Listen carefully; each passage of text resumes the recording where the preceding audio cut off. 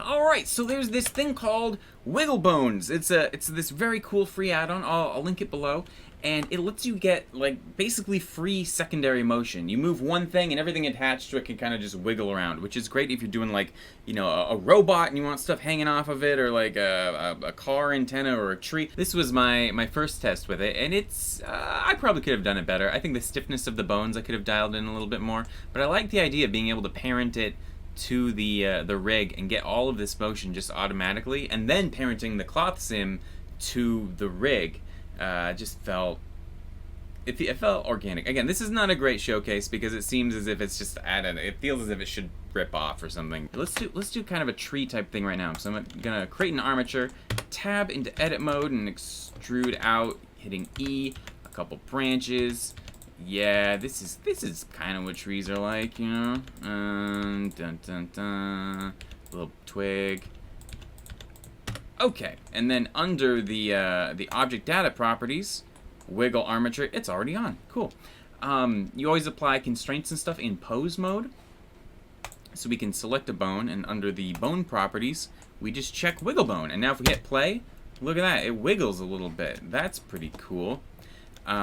We could just go through and check it for all the rest of these bones, or we can hit A and alt-click on a wiggle bone. If you alt-click, you apply that same thing to every applicable selected object. So now we've just applied wiggle bones to all of the tree, and look at that. Okay, so this can be affected by gravity. So if we go into the scene settings here and turn down, I guess turn up the gravity, it'll droop down. And this is kind of cool to me, because I want to create a ship that kind of has like anti-gravity type panels doing stuff, and I want to be able to kind of really feel them working. Here, I'll show you. Yeah, kind of like this. And so we just have gravity, and I go woo, and you'll see all the panels kind of working. Right now I haven't dialed in anything. This is just mocked up. Woohoo! You can change the stiffness and the stretch and all of that, so it isn't like, you know, a big old rubber mess.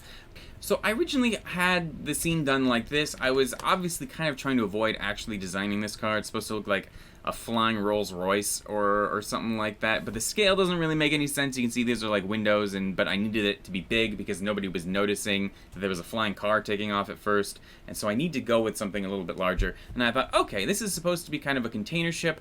I will have a kind of a modular container lifting system, like something that would deliver, you know, specific shipping containers, but they'll just be one of those modules that happens to be like habitable for people. It'd be full of like chairs and stuff.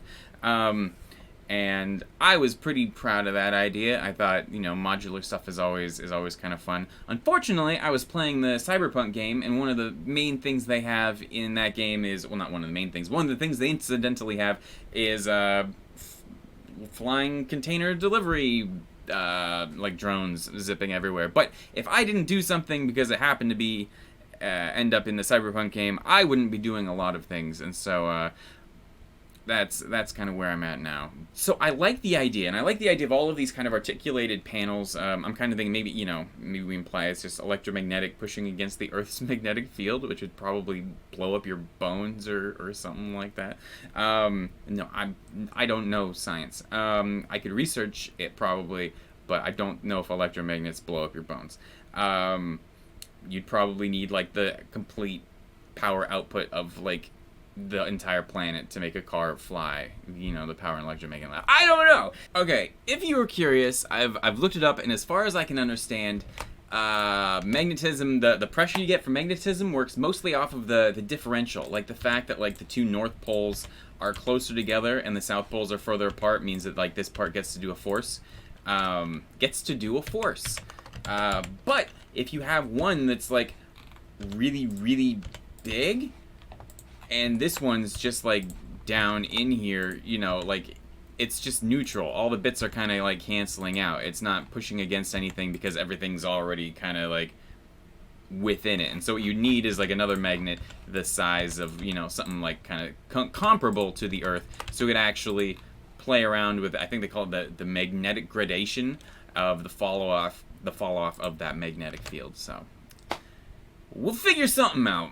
So I want to design this. I don't know the aesthetic just yet. So yeah, I know the shape, but I don't know the design language I want to employ yet. And so I've been going through like some pictures I got from photobash.org. I mean, I could go with something very, very utilitarian. In fact, today I drove down to Tacoma and was walking around the Tacoma harbor because they actually just have all of these big robots and cranes specifically to lift these shipping containers. And I was like, all right, I could do that. I could go, you know, very, very utilitarian. Like no, it's just all boxes and stuff like that. But I kind of wanted to get a little bit cool with it.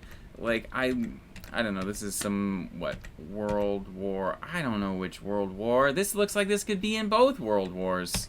Here's some Soviet jet fighters, and what I would do is I would use these pictures kind of as inspiration for the visual language and the shapes I build as I'm designing the original model. Then I'd use these same things to texture that model, and then I'd refine the model based off of the way those textures looked on the model.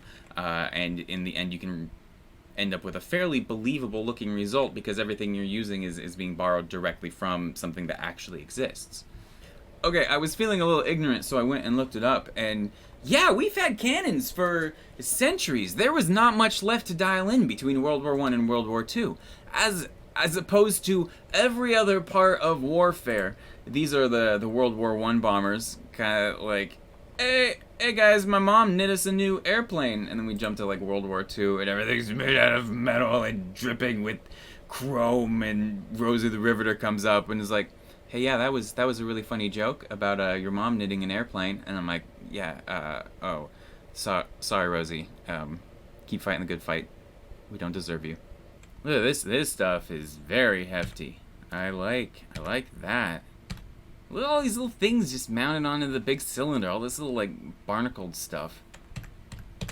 And I try not to do this. I try not to look at other people's work to get inspiration. I try to look at real life and then put my own spin on it, because that's obviously what Kirill Udodov did. This is a real picture of like somebody would know, a helicopter or a plane or something that he, you know, took apart in Photoshop and then painted in all of these things. And so it's borrowing the design language of the original vehicle while also being completely his own creation. And the end result is you feel as if like you could see this somewhere. It feels, all of the details feel incredibly believable, and the design decisions are like at the same time 100% his and 100% like based in the engineering of whatever vehicle he's borrowing those decisions from, like in terms of like the way these vents are built and all. I love this cab here. That's so cool. Here's more of his stuff, and look at it's just so tactile. I love this aesthetic so much at this exact moment, which is probably why I should stop looking at it. So many vents.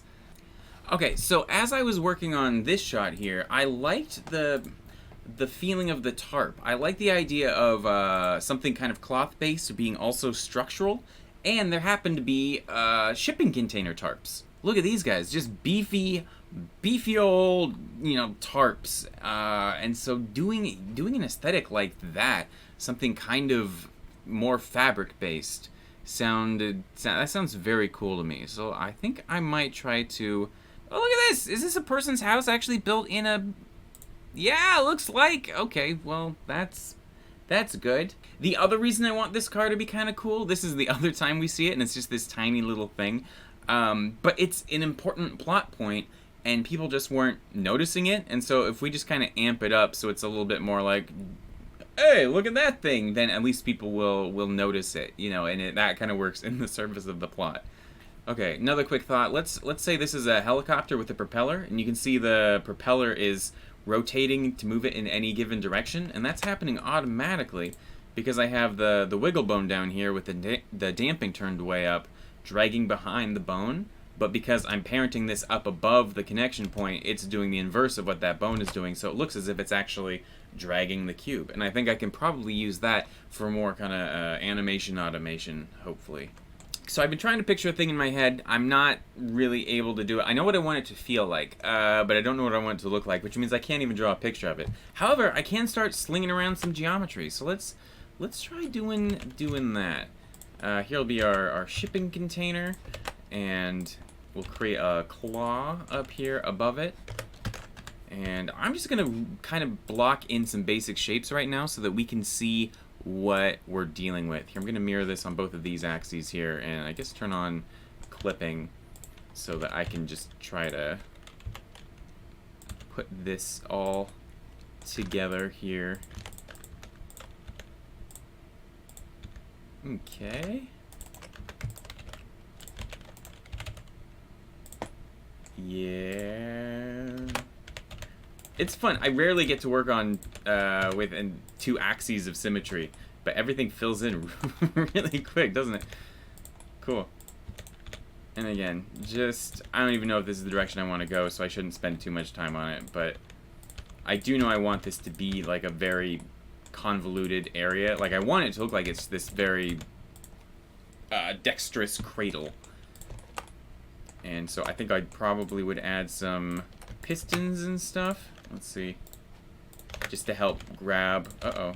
Uh-oh, I accidentally merged it. We've got to start it all the way here in this quadrant. Okay, so as soon as they touch, they are gelled. Okay. So here's one piston.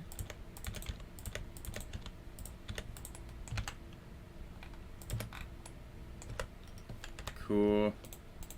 I guess we can do one more, kind of like this, to grab it the other way, just in case it's different. Maybe I can grab different dimensions worth of containers. It's late now, so my talking is not going to be so good, but I'm kind of like pumped about making this video, so hopefully my modeling brain is still working okay. It's just the talking while modeling that I don't think is going to be doing all that well. But I don't feel like waiting until tomorrow because I wasn't all that productive today.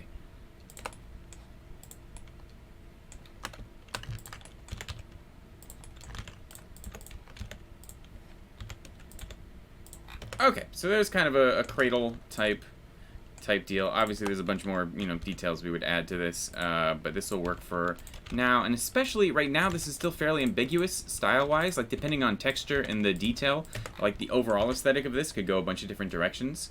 I wonder if I'm gonna think this is too tall later. Let's see if we can just grab these bits here and shrink it down. Okay. Smooth this out. Normals, shade smooth. Nifty. And alright, let's try adding I really want some hefty asymmetry going on here, just to make it kind of interesting. So we'll add like a big headlight area here that turns into like the hinge that this thing mounts onto. Yeah. This bit will probably get in the way of whatever mechanism I build, but maybe we'll just figure that out when the time comes. Okay. So another cube here. I'll keep the origin. I guess I don't really care where the origin is at this point. Sometimes I'd come up with like a dummy rig. I'd model it, I try to rig it with just origins and parenting and stuff. But I'm just going to model this with the knowledge that I'm going to be rigging it properly pretty quick here. I do think I want to shrink all this. Okay. So this will go up. And I guess that would be okay.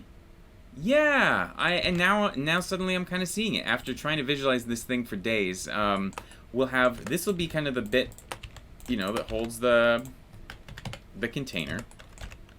And this will go up to kind of a main module type thing. Let's see, something kind of like this, and this will be maybe where I get to stick my tarp in there. Put some big tarp module right in here, kind of just adding a bit of color and flexibility to the whole thing. Maybe I'll have a hanging engine sticking off the back here. Maybe I'll have like a big vertical vent or something kind of going like that. I like this stage. I wouldn't have added this vent if I were just doodling it, but since I'm here exploring with shapes, it was pretty easy to do. And I don't know, some people, obviously, you know, drawing is absolutely the way to go. For me, sometimes that helps, but sometimes it really does work to just jump straight into the 3D stuff. Okay, so I've got this. I think I actually want this piece to be like really big. I want it to kind of feel as if it's back heavy, which I guess if we're doing that, it means we'll have to have the wings wrapping really far forward to get the center of gravity good. And that, I think, will actually be what sells the entire deal.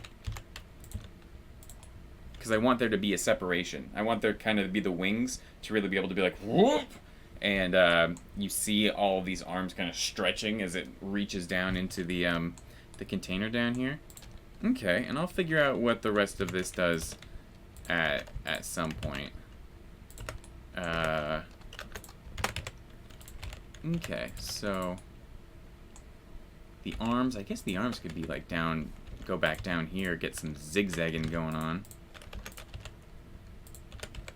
I'm trying not to just have it be all squares, because I know every time I design anything, it's like this. It's just squares and cylinders. And so if I force myself to do a zigzag kind of right off the bat, if I can kind of, you know, put a couple curves in there, I'm going to feel happy with that. So, okay. This piece I'll mirror later. In fact, let's add even more. I'm going to turn on proportional editing here and just slide this. Uh-oh. Connected only. There we go. Just get a little more interesting. Now we're intersecting with that. I think I like this bit more than I like this bit. Get that room back. Cool. Okay. Okay. So we'll have this. Then we'll have some other kind of module thing here to branch out from this arm. We'll have a pivot deal.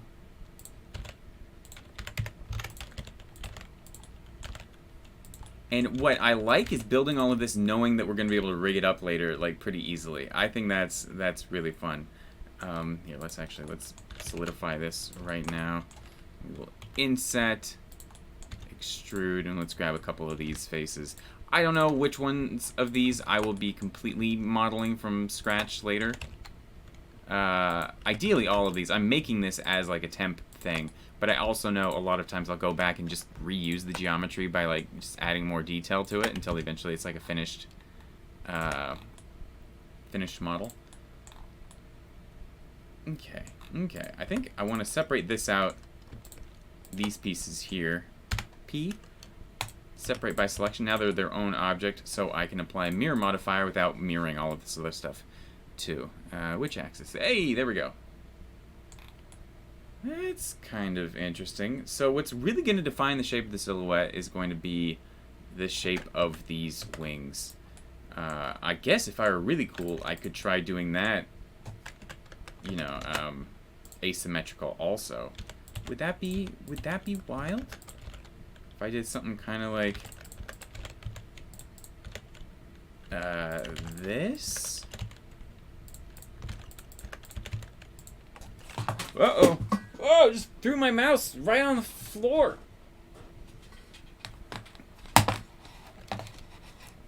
There we go. We're back. Something like this, and I don't know, maybe the other one's kind of like huh.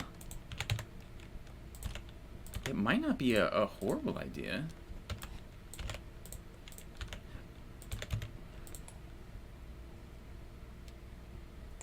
Interesting.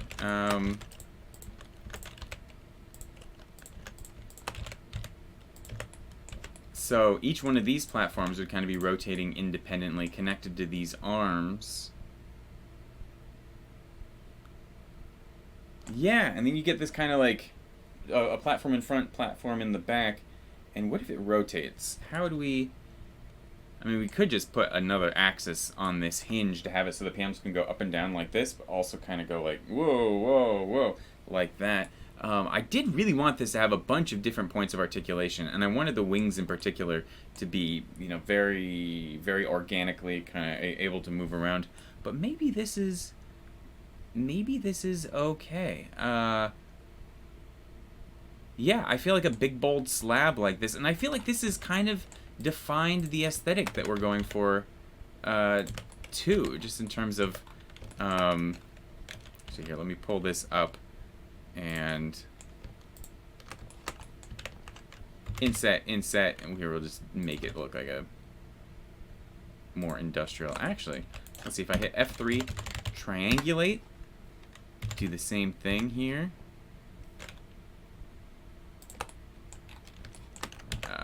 Inset, yes. Yeah, that's some quick techie gizmos. Well, I might go through and tweak this a bit, but that does mean this area can be bigger, which is exciting, because I wanted this to be a big old module. I wanted to kind of define the silhouette. That means this arm right here, I can have totally off-center. Maybe just this bit right here could be way taller.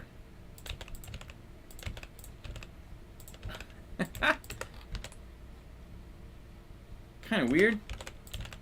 Okay, well, I can feel my brain slipping a little bit. I'm just kind of starting to talk, so I might leave it for now.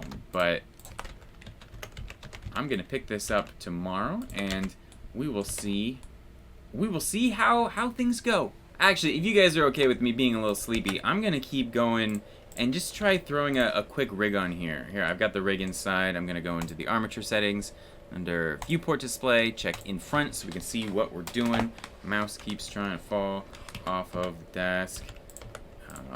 Okay, so this will go here, and I think I'll have a little bit of flexibility. Just everywhere I have a bone separation, that's going to be a little bit of flexibility from the wiggle bones. Although we can dial in how much flexibility that gets. So we'll have this, and then I guess we'll just extrude here. And we don't have to actually have them all connected. Here, I'm just going to duplicate this to keep the origins right. And I'm going to shift-click on this one and hit Control-P to parent it, kept offset. So this one's still a parent, you know, child of this one. You guys probably know how that all works. Okay, so line this one up with this bone here. Here, let's go to sticks. Although it's harder to know which end is which here. There should be something in between those. I think I've said this before. We just have to remember. You can check axes, and they will show at the tip of the bone. That shows you which end is which. This bone will parent to this bone. This bone's parented. This part's just me saying, and parent this bone to this bone like 20 times. You're not missing anything. Okay. I'm going to turn off lock object modes, and that's going to let me select the rig, tab into, or go into pose mode, and just select, you know, grab the objects and shift click on the bone I want. And hopefully just do this really quick. This one goes to here. And this part's me saying parent this object to this bone like 20 times. Okay. Now, if we go into the wiggle armature, already selected, go into the bone settings. Let's select everything but the root bone and say you are, we need one active. Alt click on this and say you are a wiggle bone now, and it's good. It's real good. It's good and I love it. Hey, it's actually kind of normalizing. That is pretty great. Here, I'm gonna turn off gravity, and hopefully that keeps it starting neutral. Here, if we go 0. Huh, it's gone. Alright, well, I'll have to figure out the settings here to make it start in a default. Reset on loop. Yes, that is what I want. Oh, okay. There we go. So you just have to wait for it to go back to the beginning. It automatically does that. Let's extend this out for a while. And now if I turn up the gravity, it lifts and it flaps. Free as a bird. There we go. Follow your dreams. Okay. There's ways to fix all of that. Turn up the gravity.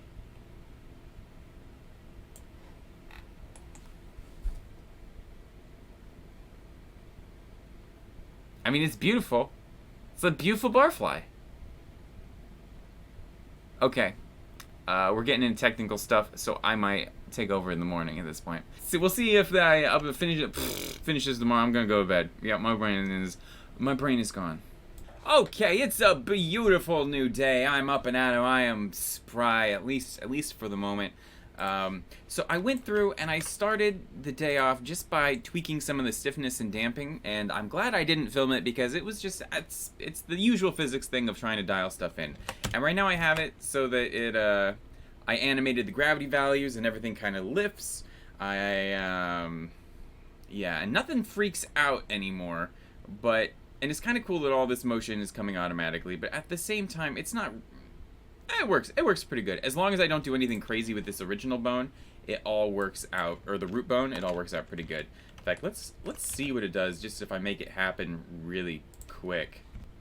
All right, it takes off. You know, this actually works okay. I thought this was gonna look really bad. This works darn good. So there's little moments where like the things will jitter, and it's hard to know, is it these bones that are jittering, or is it something higher up along the chain that's transferring them down? So I've been trying to dial that in. I even stepped into the virtual realm for a second to get a better sense of the scale. No, it was just fun.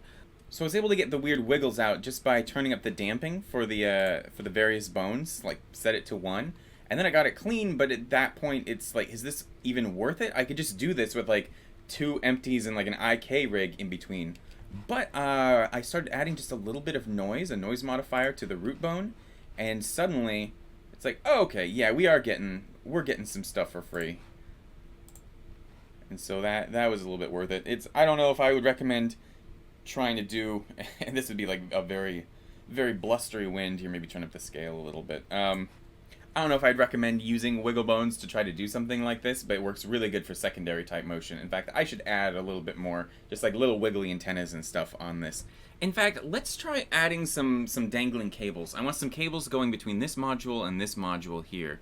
And look at this, I added a couple cables. They swing around all nice and naturalistic, but it took me like 20 minutes to do, and it made it look all complicated because I kept making stupid mistakes. And so maybe we'll just start over, and I'll show you how to do what I'm talking about. So what's cool about IK chains, and I don't want to describe how to do IK chains again because it'll bore everybody, but you just make a chain of bones. I'm hitting E to extrude, creating a new bone here. This will be the solution that this one solves to.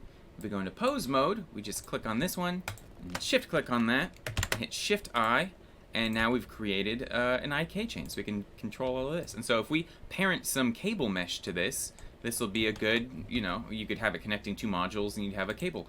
What I want is for it to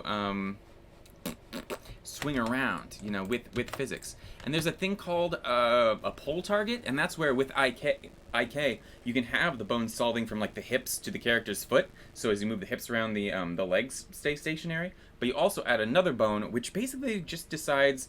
Here, I'll demonstrate with this right here. Okay, so we have our IK chain.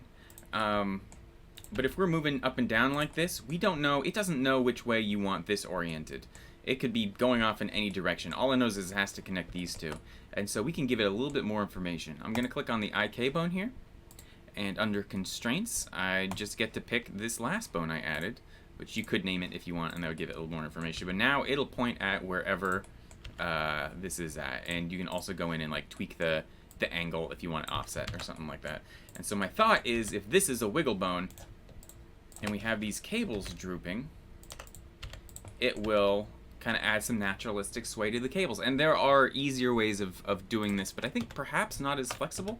But, okay, so first I'm going to create a bone here, parent, just to be the master bone. I'm going to parent these to this, so I can just move it all in one chunk. Here, we'll delete this one, and let's add the wiggle bone. So when you make a pole target, by default, I think it actually targets towards the base of the bone, and the base is the part that doesn't move, and so it could be wiggling like crazy, but this part's staying stationary.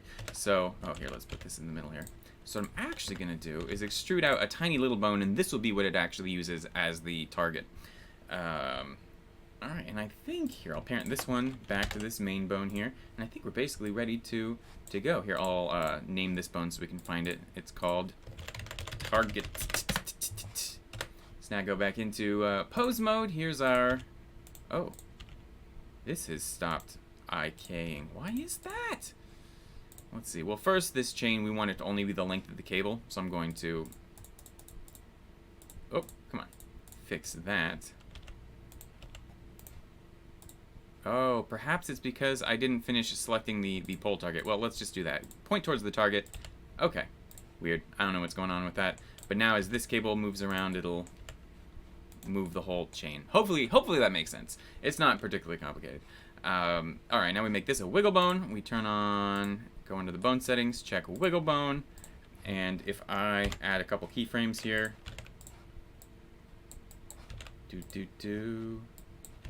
Woo! Looks like it's doing something. There we go. All right, yeah. So that could do it. That's kind of how you do it. Then you just parent your mesh to that bone. If you have a bunch of other bones going on, you might want to hide them. So I might take all of these bones, hit M, and put them on a new bone layer, and then under the object data properties, we go to only that layer so that when we create our cable, are we? Yeah. Do the worst cable ever. Yes. And select the armature and hit Control P with automatic weights. And I think some sort of issue because probably these are, yeah, I've animated these a little bit in pose mode, but that way it's only being applied to these bones and not like the other wiggle bones. And so now we've got our cables that are all wiggling, which is fun. I think I wish there were a slightly faster way to do that. Maybe I could create... It'd be cool to have something you can just parent it. Parent, and the cables just do all of their stuff automatically. All right, and I think that's gonna do it, at least for right now, for rigging and initial setup. Next video will be all about trying to texture this and model this so that it actually looks like a vehicle that could actually be flying around, which is, to me, that's the fun part. But for now, I think I'll let you go. All right, I will talk soon.